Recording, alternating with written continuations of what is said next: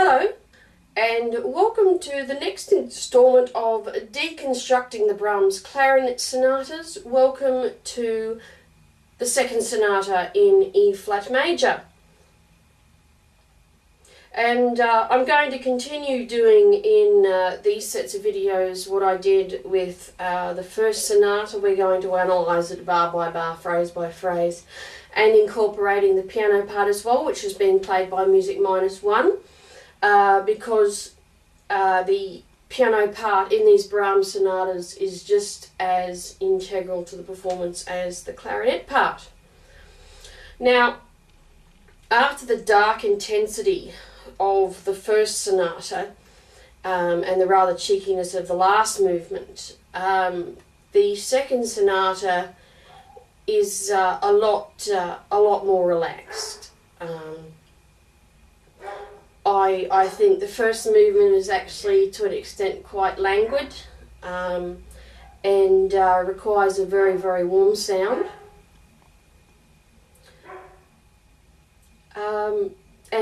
This is where your warm legato really needs to come in. So, without further ado, why don't I just start playing and we'll go from there.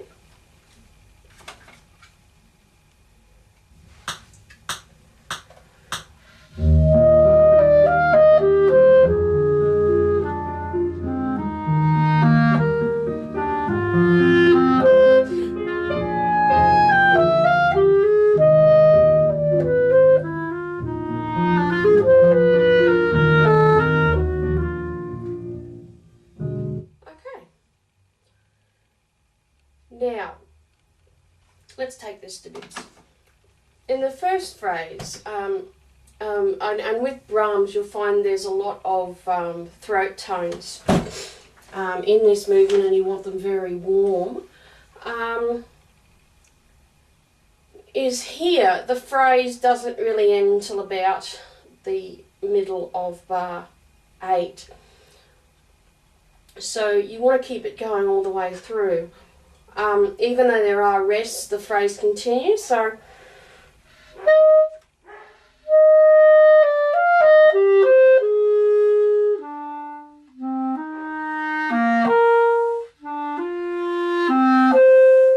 and here, at the end of bar 2, going about to bar 5 and 6, is that you want to emphasise the lower notes so that the octave comes out a lot easier.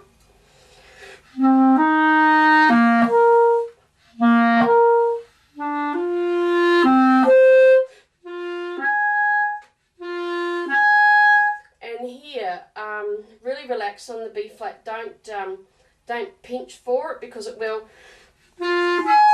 won't come out very nice. So you really want to be relaxed on that B flat and just let it flourish. I would sort of go up to about a mezzo piano there. And that's really the top of the phrase. So everything else leads up to that B flat and then just gradually dies away from there. So if you're playing the phrase,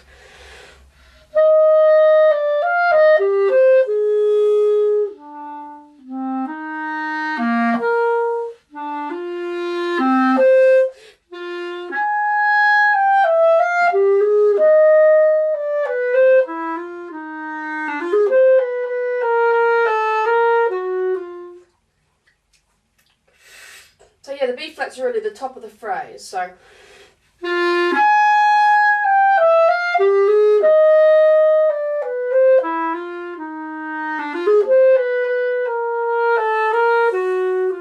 and here in bar 8, you really do want to take a little bit of time, and the piano will let you.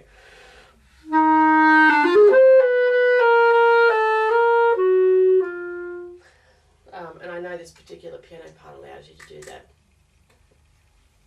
Okay, so let's try that first phrase again, shall we?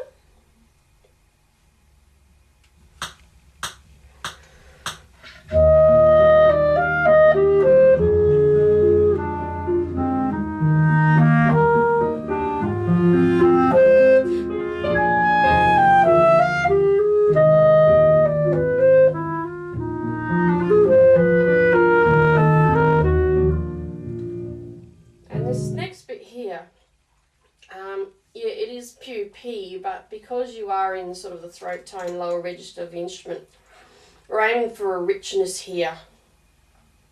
So.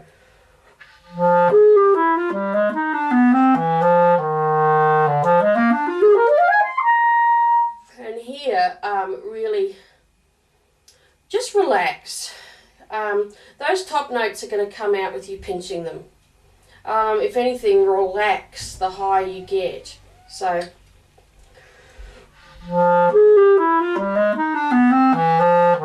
And even there, really, really open up. I know it's just dolce, but really open up.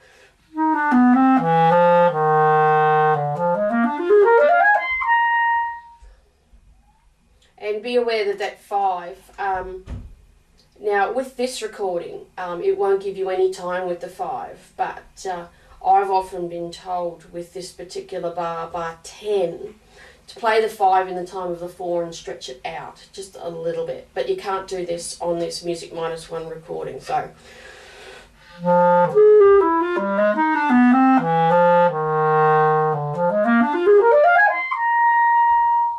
Yeah, so if you just relax into it, keep the support up, it'll come out. Just relax, don't pinch.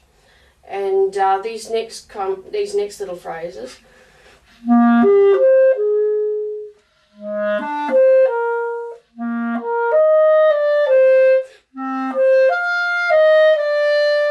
Here, you're handing over the piano, which is going to be at a forte. But let's try this with the piano, and you'll see what I mean.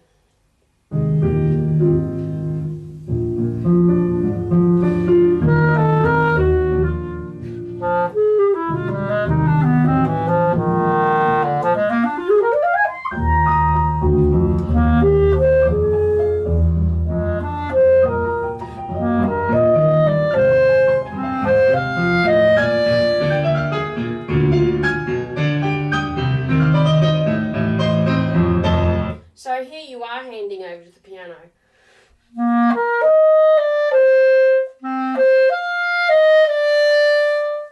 I mean, even do quite a heavy tenuto on that E. Okay, and then you have sort of 3 bars of the piano doing its thing. Now, at 18, here is where you do want an intense sound, although the phrase kind of backs off later in the line. And try and, even though there are sort of some nasty accidentals and leaps, see if you can make them as smooth as possible. So.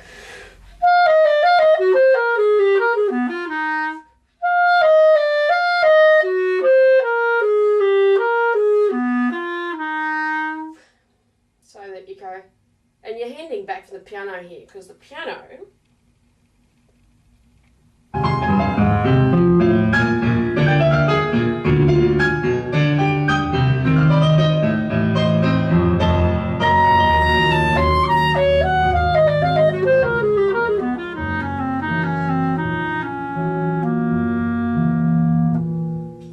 so we're really backing off, and we are starting to slow down. Because yes, bar 18 is very intense and loud, but from there I'd probably back off to a mezzo forte, even though it's not written, because the piano's backed off.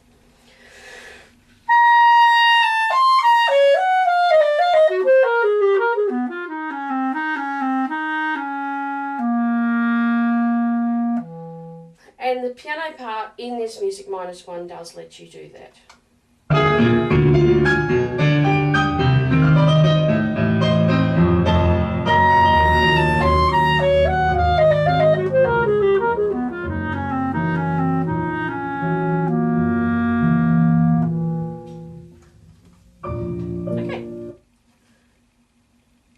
Now, next line, bar 22. We are a sotto voce, but because we are in the shallow register with some throat tones, I would treat the sotto voce carefully and really give a rich, warm sound in that shallow. So.